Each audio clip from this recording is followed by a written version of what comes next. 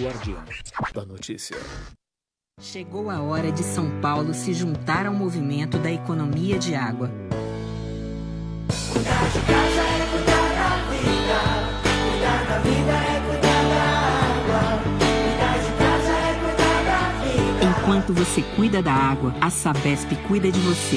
Então vamos juntos nos cuidar na época mais seca do ano. Fique de olho na água.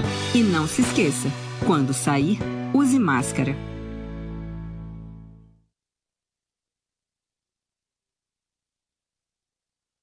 Guardiã da Justiça. A Guardiã da Justiça. Meio-dia em ponto, você está ao vivo na Rádio Guardiã da Notícia. É música, informação na palma da sua mão. Guardiã da Justiça de segunda a sexta-feira ao meio-dia. Cada dia um tema com advogado especialista. Hoje eu recebo aqui em nossos estúdios ele que é especialista em direito eleitoral, Dr. Maurício Bonfim. Seja muito bem-vindo. Obrigado, bom dia, Gabi, bom dia a todos. Para você que deseja nos acompanhar também pelo seu carro, basta conectar no Bluetooth do seu celular, tanto pelo Facebook como pela nossa rádio, aguardiandanoticia.com.br. A gente já começa falando sobre eleições 2020. Doutor, o que é elegibilidade? Elegibilidade é a condição que todo brasileiro nato ou naturalizado deve ter para concorrer às eleições. Para eleição de prefeito, ele deve ter, no mínimo, 21 anos na data da posse. Agora, para vereador, ele tem que ter 18 anos, no mínimo, na data do registro do pedido de candidatura. Por que essa diferença? O prefeito é 21 anos na data da posse e o vereador 18 na data do registro do pedido, porque ele já vai responder criminalmente caso aconteça algum ato ilícito na campanha dele. E entre outras obrigações para elegibilidade, tem que ter o alistamento eleitoral, no mínimo 6 meses antes, o domicílio eleitoral também, e a filiação partidária, muito importante, porque ainda não temos a denominada candidatura avulsa. A pessoa que pleitear um cargo no executivo ou legislativo tem que estar filiado a um partido político. E mais uma coisa é não ter nenhuma condenação em segundo grau que cause a inelegibilidade da pessoa. Doutor, hoje, quem quiser se filiar a um partido, consegue se filiar e concorrer às eleições? Hoje, dia 29, não consegue mais. Ele pode se filiar, mas para ele concorrer às eleições de 2020, mesmo tendo havido a prorrogação do prazo para 15 de novembro, ele deveria estar filiado até dia 4 de abril. Tá? Então, ele deveria estar filiado 6 meses antes. Então, não dá mais. Pessoas que já foram presas, que passaram pelo sistema prisional, conseguem ser candidatos? Se ele cumpriu a pena e já ultrapassou os 8 anos, porque assim, Gabi, a pessoa ela é condenada a X anos.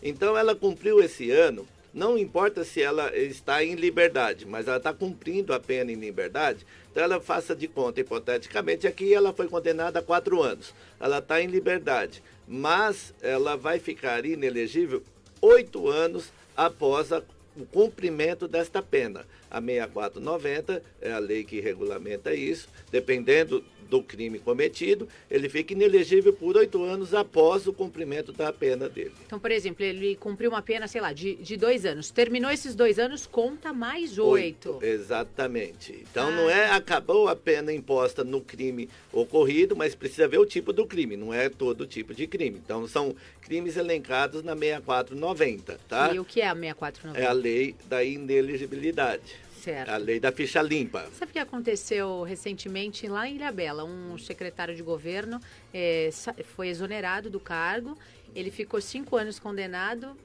e aí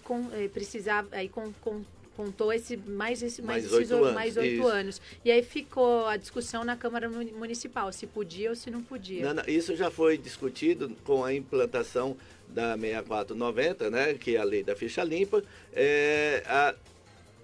legalidade dessa lei. Eles entraram até com uma DIN dizendo que esse item era inconstitucional, mas foi julgado no STF a legalidade. Então, essa pena não é uma pena, é uma regra para que só entre, em tese, quem realmente tem a ficha limpa. O que é inelegibilidade? Inelegibilidade, vamos lá. É o caso das pessoas que, por motivo ou outro, vamos lá, de quem teve cargo no Executivo.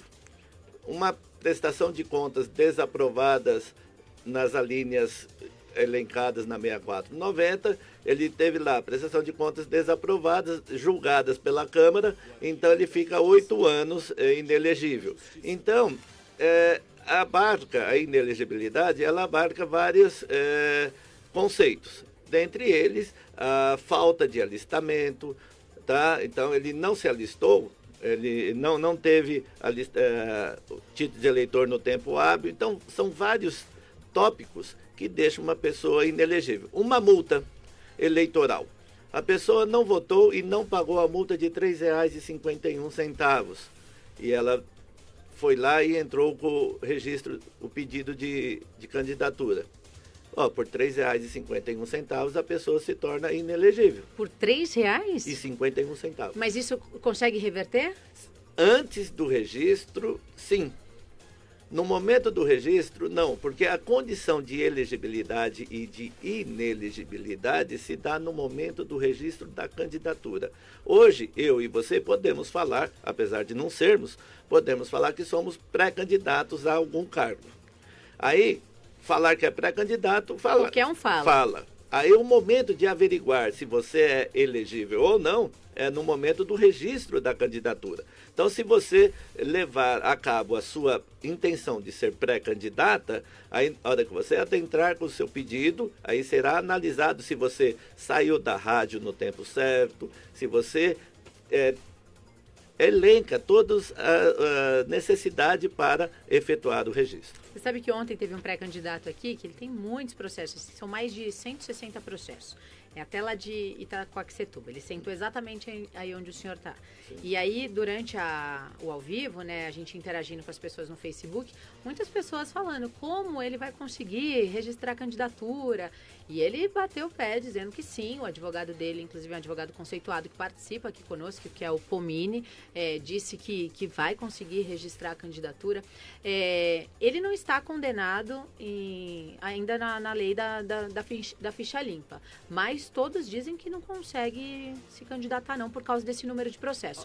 Qual é a sua avaliação quando a pessoa tem muitos processos, mas ainda não está condenada? Olha, por se tratar de fato concreto, eu não vou comentar o fato concreto. Mas a condição é a seguinte: qualquer pessoa, mesmo respondendo a qualquer tipo de processo, desde que ela tenha um partido político, ela adentra com o pedido de registro de candidatura. Aí, ele, lá no juízo de primeiro grau, será analisado a documentação. Então, como você disse, tem X processos, independentemente se está julgado ou não. Aí o juiz de primeiro grau vai falar, é inelegível. Ele entra com recurso, mas só que a documentação dele, a campanha está rodando, ele pode fazer a campanha. Aí entra com recurso para o TRE São Paulo. No TRE São Paulo, faça de conta, manteve a decisão do juízo de primeiro grau. E a campanha está correndo, porque nós temos apenas 45 dias de campanha. Então, a partir do momento que você deu a entrada, dia 17 de setembro, você já pode fazer campanha. Isso não significa que seu registro está deferido ou não. Então, como eu disse, em primeira instância foi negado. Em segunda instância, TRE São Paulo foi negado e a campanha está correndo. Os dias estão passando. Aí ele entra com recurso para o TSE. Ele continua com o nome na urna. Então, ele continua com o nome apto a ser votado. Mas não para ser computado. Exatamente. Aí, com o julgamento final, caso ocorra todos esses graus de recurso que eu falei para você, em primeira instância ele perdeu, em segunda instância ele perdeu, e ele vai para o TSE, enquanto não julgar no TSE, o nome dele está na urna e faça de conta, a hora que chegar, faltando, a eleição será dia 15 de novembro. Mais ou menos no dia 10 de novembro, eu já não consigo tirar o nome da urna mais. Então, ele vai estar com o nome na urna. Então, faça de conta que dia 6 de novembro sai o resultado final. Armando, um candidato A, e aí ele vai estar com os votos computados, ou não, né? Aconteceu um caso na eleição passada aqui na região do Grande ABC, vou até citar o nome dele, o Júnior Orozco. Os votos dele chegaram a ser computados, mas ele não assumiu e ele foi eleito. Sim. O único caso que eu posso citar, que ele já não é nem candidato mais e que ocorreu, Maluf. O Paulo Maluf, ele estava nessa situação de inelegibilidade, só que ele teve, à época, não vou me lembrar a totalidade do voto, mas faça de conta 300 mil votos. Ele conseguiu sozinho a cadeira para deputado. Ele não usou nenhum voto de legenda, ele não usou nenhum voto do coeficiente. Então ele se elegeu sozinho. E aí ele permaneceu eleito através de ações. Liminar. Não existe não? liminar. É isso que eu queria entender. A gente fala assim, que tem muito candidato, pré-candidato enroscado. Uhum. A gente acha que essa vai ser... Eu até brinco, eu falo que essa vai ser a eleição da liminar. Existe ou não? É liminar? O que é? Recurso? Não, são recursos. A liminar é uma coisa que eu pretenda um efeito imediato. Então, uma propaganda irregular no rádio, na TV, no jornal, eu entro com uma liminar para retirar aquela propaganda. É uma decisão imediata. Essa decisão de o candidato permanecer ou não permanecer na urna é os recursos do processo. Tá? São as fases do processo. A cada fase, eu tenho direito a um recurso, embargos de declaração, tudo. A liminar é para fatos específicos. Pode ser até que ocorra um pedido liminarmente, mas não para o registro. Eu tenho uma outra dúvida. Por exemplo, o candidato, ele consegue registrar, né, a sua candidatura, ele está com o nome lá na urna, não computa os votos porque está inelegível, certo? Inelegível. E aí acontece... computa os votos na urna, mas acontece dele não conseguir, dar algum problema, ele não é candidato. Uhum. E aí isso consegue computar os votos e isso ocasiona um segundo turno. Uhum. Esses votos não ficam computados e o primeiro leva? Não é.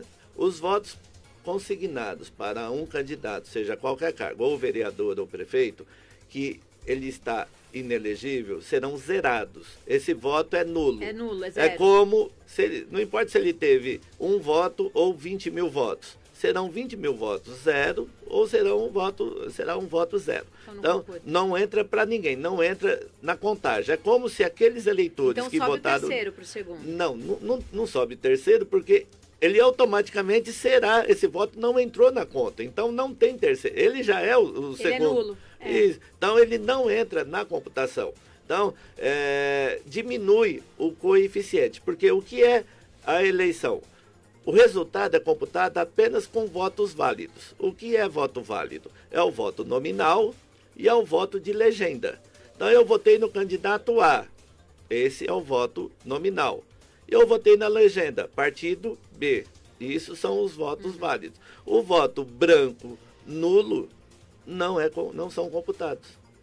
Olha, interessante para quem está nos ouvindo, né? Até dá uma estratégia aí de marketing político. Que os inteligentes que peçam para votar na legenda, né?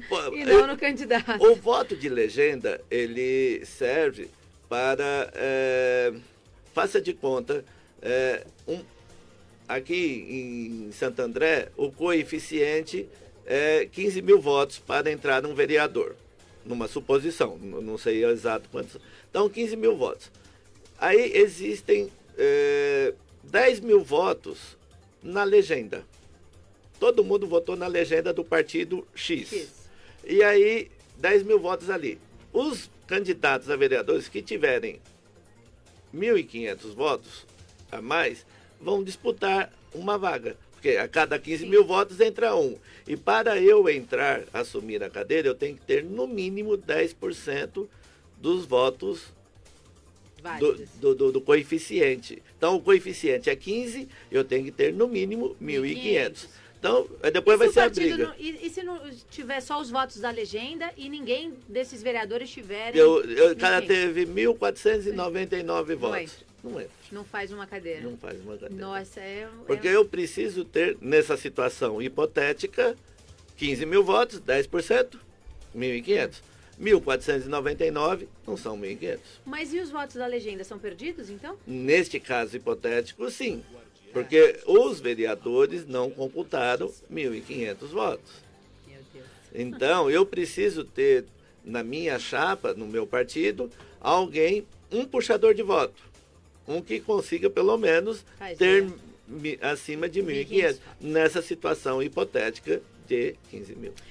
Música e informação na palma da sua mão. Esse é o Guardiã da Justiça, todos os dias ao meio-dia. Cada dia é um tema específico voltado para a área do direito. Hoje, quarta-feira, direito eleitoral. Recebo aqui em nossos estúdios o Dr. Maurício Bonfim dando uma aula aqui para a gente, falando sobre elegibilidade e inelegibilidade. Doutor, o que o senhor vem sentindo dessas eleições? Tem muito pré-candidato enroscado? O senhor que atende diversos partidos, diversas pessoas? Olha, às vezes, como eu falei para você, o candidato ele não se ateve a problemas mínimos, onde ele simplesmente não puxou a quitação eleitoral, onde ele deixou de se cuidar. Então, nós estamos trabalhando no preventivo, que é puxar todas as certidões necessárias para o registro e ver se esse candidato tem alguma pendência com a justiça. Porque, como eu te disse, R$ 3,51 deixa ele inelegível. Uma certidão de objeto em pé que eu não consiga tirar a tempo pode causar a impugnação do registro de candidatura. Quantas certidões o pré-candidato precisa apresentar para o partido? Bom, aí vamos lá. Certidão de primeiro grau do TJ São Paulo são 2, execução e distribuição. De segundo grau do TJ, 1. TRF 3, que é o Tribunal Regional Federal, são 2, primeira e segunda instância. São 5 certidões da Justiça, e mais a certidão de quitação eleitoral e de filiação partidária, que essa nós não precisamos tirar, gente. Nós só precisamos verificar se ele está quite, porque essa certidão de quitação e de filiação e crimes eleitorais, a própria Justiça Eleitoral anexa ao processo. E como é que funciona o registro dessas candidaturas? Existe uma prévia que o partido precisa enviar e que tem que ter um elo de ligação entre o pré-candidato e o partido? Sim. Os partidos, eles têm do dia 31 de agosto ao dia 16 de setembro para realizar as convenções.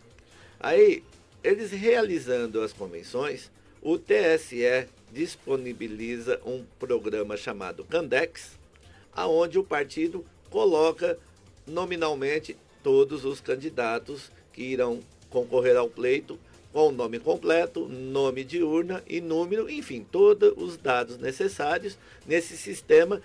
A grosso modo, é um sistema de declaração de imposto de renda, com as devidas proporções, com a devida... porque o sistema de imposto de renda a maioria conhece. Então, a grosso modo, é aquilo onde o partido entra e coloca todos os dados dos pré-candidatos. Antes da gente entrar no próximo tema, mais 2 dúvidas. Se o partido não completa a cota especial de mulheres?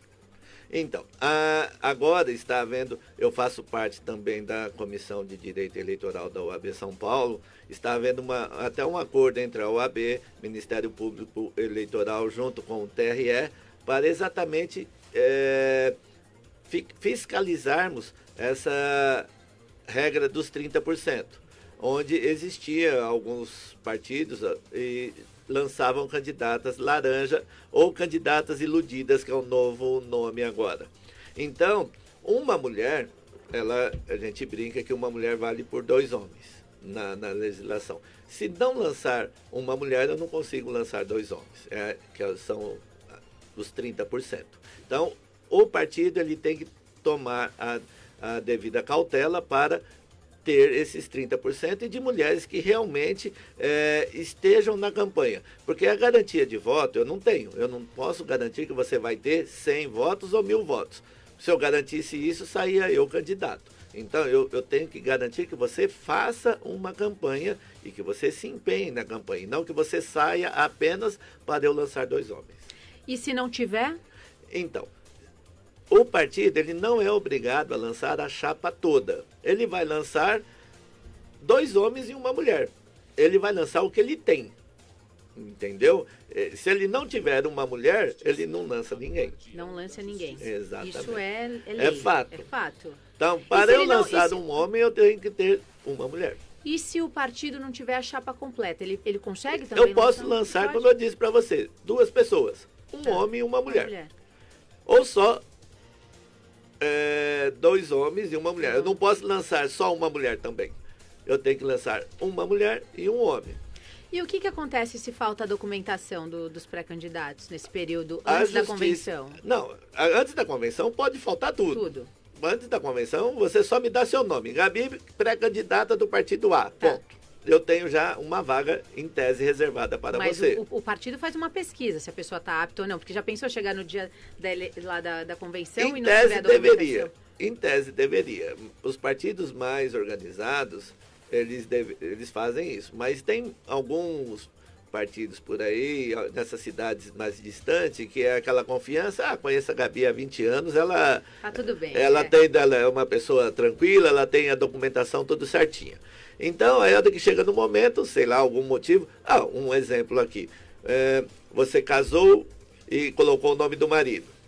Se divorciou, tirou o nome do RG, mas não tirou do CPF. E você fica... não que vai ser impugnada, mas dá um trabalho danado para tirar teu CNPJ de campanha. Porque você deixa de ser uma pessoa física e passa a ser uma pessoa jurídica como candidata. Então você casou e agregou o nome do marido. E no transcorrer da vida você se divorciou, tirou o nome do marido do RG, do título de eleitor, mas ninguém se preocupa em tirar o nome do CPF. Porque CPF se tornou... Antes a gente usava o CPF físico. Agora não, a gente só usa decorado. Então, antigamente, como nós tínhamos que usar ele físico, a gente se preocupava com isso. Hoje não. Então, você se divorciou e retirou o nome do marido e não tirou lá do CPF. Isso dá trabalho. Não que vá... Então, eles dão 48 horas, 24 horas para nós resolvermos isso. O senhor falou sobre elegibilidade e inelegibilidade do candidato. Mas e o partido? Se o partido também está com a documentação enroscada? Então. Qual que é o nome disso? O partido, ele é o seguinte. Ele tem as obrigações anuais, como qualquer empresa. O partido, a grosso modo, ele é uma empresa. Ele tem personalidade jurídica própria. Ele tem CNPJ. Então, tem o CNPJ da nacional, da estadual e das municipais. E cada franquia, vamos dizer assim, é responsável pela sua vida jurídica, pela sua vida contábil. Então, ele tem que prestar conta anual e contas eleitorais. E fazer DCTFs do CNPJ. Então, é com uma empresa. Toda obrigação de uma empresa, o partido tem com algumas facilidades, vamos dizer assim. E eles não fizeram isso. Por motivos alheios, cada um não fez. E aí, o que acontece? Ele fica com o CNPJ suspenso, inapto. E uma empresa com o CNPJ inapto consegue abrir conta bancária? Não.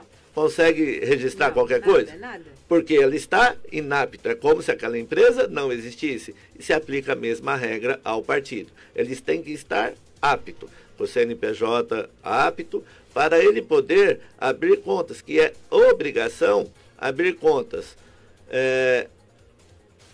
Outros recursos, FEFEC, fundo partidário, conta da mulher. Eles têm que abrir 4 contas para uma campanha. E se eu não tenho CNPJ, como eu abro conta? Não, e depois o candidato também tem a própria... O candidato ele tem que abrir conta, 2 contas o candidato tem que abrir. ele tem que abrir uma conta chamada Outros Recursos, mas não como pessoa física, como CNPJ. Mas isso vai ficar para uma outra pauta, Sim.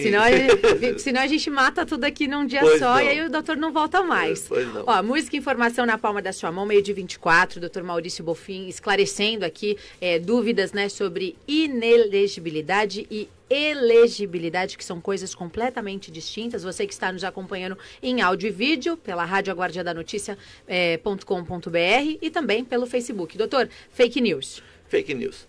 É muito importante, não só o candidato, como o cidadão, não sair compartilhando qualquer coisa que receba no Zap ou no Facebook, ou pela mídia social, no modo geral. Encaminhar fake news é crime?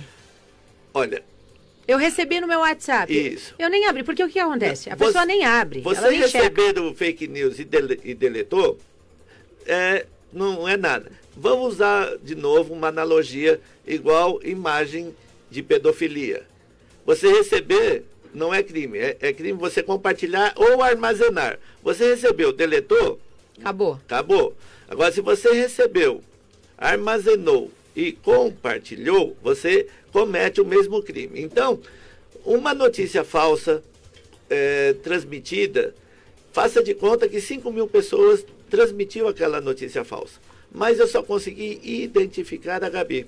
Eu entro com uma representação contra a Gabi e pego a Gabi, ela poderá, não que vai ser, poderá ser multada de 5 a 25 mil reais. Então, De 5 a 25 mil reais. isso. Então existe muita cautela nisso. Você só distribuir, faça de conta que você compartilhou aquele Zap que já está, olha, só pode ser compartilhado uma vez, que já foi compartilhado muitas vezes, mas você reitera e eu pego você naquele ato. E nós estamos denegrindo o candidato B. E o partido, porque hoje o legitimado a entrar com uma representação não é o pré-candidato, porque quem é o pré-candidato, legalmente ele não é existe. nada, não existe. Ele não tem CNPJ ainda. Então, quem é responsável pela representação é o partido. Então, eu sou o pré-candidato do partido A. Aí fazem um fake contra a minha pessoa.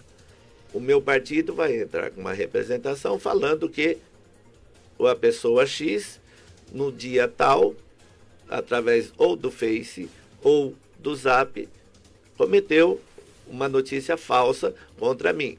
A gente pede para retirar essa propaganda do Zap ou do Face, notifica o Face e pede para a pessoa apresentar a defesa. Aí o juiz vai analisar o fato. Em condenando, de 5 a 25. Em não condenando, não tem custa, não tem nada. Eu posso entrar com a ação que não gera custa nenhuma. Olha, isso eu acho que vai ser um trabalho de conscientização nessa eleição. Exatamente. Porque como é que a gente vai controlar a fake news? Vai ser processo à Muito. torta e à direita. Essa eleição, ela será muito judicializada. Porque infelizmente, com essa pandemia, não vai dar para fazer o corpo a corpo. Ela vai ser muito na mídia. Vai ser muito Na internet. da internet. O senhor acredita em cidades pequenas, por exemplo, periféricas? Porque eu ando bastante, doutor. Eu vim de uma cidade, inclusive agora, que as pessoas estão na rua, estão na comunidade, estão inclusive andando sem máscara. As pessoas estão tendo uma vida comum. Eu acho que em cidades pequenas e periféricas eu não sei. Eu acho que eu ainda estou tentando desenhar como é que vai ser esse caminho.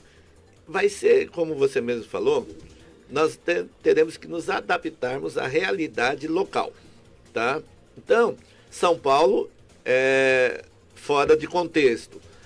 Itaquaquecetuba é muito grande, também é fora de contexto você fazer um corpo a corpo. Agora, aquela cidade, São Pedro, onde minha mãe mora, São Pedro, o número de o eleitorado lá é pequeno. São quantos? Deve ter 16, 17 mil eleitores, alguma coisa assim. Então, se torna quase que obrigatório você conhecer o seu eleitorado. Águas de São Pedro, então, é menor, tem 4, 5 mil eleitores. Então, aquele corpo a corpo é quase inevitável, entendeu? Então, você vai fazer conforme a peculiaridade de municípios. Eu acho que essa eleição vai ser uma eleição da internet, vai ser uma eleição onde você vai ter que se conectar mesmo, né, com as mídias digitais. A gente até ontem falou sobre isso aqui, mas ainda acho que na periferia, não sei se isso vai funcionar. E acredito também, por exemplo, o voto da terceira idade. O voto da terceira idade vai ser perdido. Olha, uma coisa eu falo para você, agora como ex-funcionário da Justiça Eleitoral. O eleitor idoso, quando ele tem prazer por votar, ele se prepara. Que a eleição, ela vira um evento de família. Ele vai lá até o colégio, coloca a melhor roupa para ir votar. O eleitor idoso, ele faz questão de votar. Isso é cultural, né? Isso, então, porque eu conheço um eleitor, não sei se ele ainda está vivo, porque eu era um dos responsáveis para acompanhar a votação no Mackenzie. Era o maior colégio eleitoral de São Paulo. O Mackenzie deve ter, no mínimo, 25 mil eleitores em um único colégio. Então, você imagina, 25 mil eleitores em um único colégio, muito mais do que a cidade que eu acabei de falar aqui para você. E tinha um eleitor lá que ia votar de home care. Home care? Home care. Aí a gente falava, mas você não tem obrigação de votar? Ele falava, mas é a única época que eu posso sair de casa. Então ele ia votar. Ele ia votar. Ele fazia questão de ir votar ali de home care. As na pessoas maca. deviam ter essa consciência aí. Então, existem algumas religiões que proíbem as pessoas de votar nominalmente. Eles vão lá e votam nulo. Você sabia disso? Não. Eu não vou falar o nome da religião aqui e tal, mas a religião, aquela religião, Que absurdo. eles falam para você ir não votar nominalmente, nem no candidato A, nem no partido B. Ele fala, anule seu voto. E ainda existe, em pleno século XXI, pessoas que têm o poder sobre outras pessoas? Existe. Infelizmente, é o abuso do poder religioso, que é um outro tema. Outro tema que a gente pode abordar. O abuso do poder religioso influi bastante. E tem, na época, enfrentávamos muita dificuldade no Colégio Rio Branco. No Colégio Rio Branco, aquela área de Higienópolis, ela é judeus, né? Judeus. A hora que chega nessa época, é a época do Ramadã. Ramadã. São árabes. Ramadã é judeus, exatamente. Os árabes então, também. eles não trabalham. Não fazem nada. Exato. Não então, comem, ele tem era uma dificuldade, onde a maioria dos meus mesários lá era judeus, eu não conseguia compor a mesa, porque eles estão dentro do âmbito religioso. Eles então tem que acordar com o pôr do sol. E não pode fazer isso, não pode fazer aquilo. Então, a justiça, ela aceita essa determinação religiosa, que nós, apesar de... é um direito de todos exercer. Laico, né? É laico, então ele vai exercer o direito religioso dele. Se a religião dele fala que ele não pode fazer isso, é um direito dele acreditar nisso. Suas considerações finais referentes ao fake news. O fake news.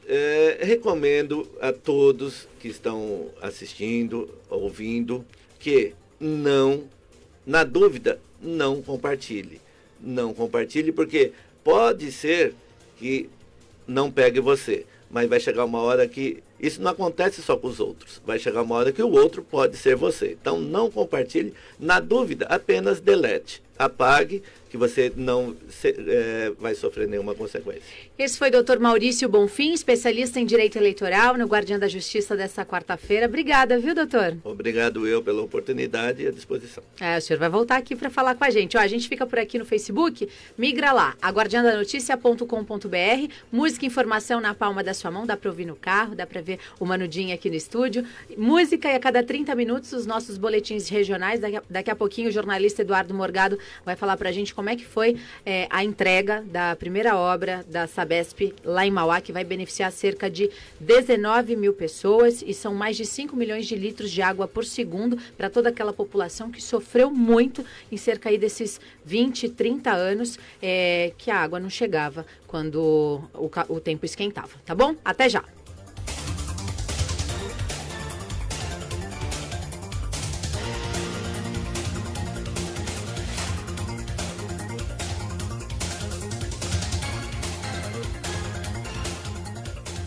Chegou a hora de São Paulo se juntar ao movimento da economia de água.